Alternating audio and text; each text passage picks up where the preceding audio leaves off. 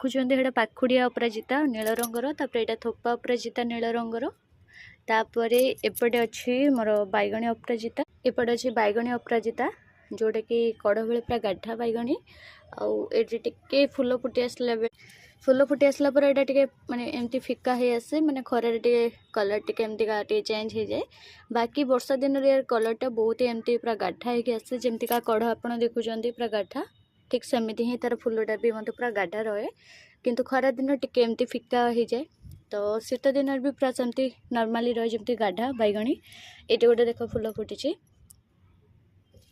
तापर यहाँ सब भल कथा हूँ यार डालू काटिकी चारा प्रस्तुति बहुत सहजरे करेंगे तो ये किसी डाल काटिक पोती थी देखिपे सब पत्र कौड़ी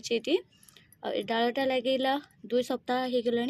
माने अपराजिता डाल ना एमतीका हूँ नुह जे आम कि एक्सट्रा माटी किसी प्रिपेयर करवा जमतीका किसी भुरभुरी वाला हो कि कोकोपेट मिक्स वाला हो एमती किसी यार एक्सट्रा किसी ना सेमती नॉर्मली आप पोतिकी लगे माने चारा बन पारे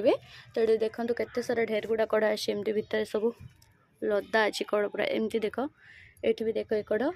तमती भितर भी देखिए कड़ बहुत गुड़ा एमती आसी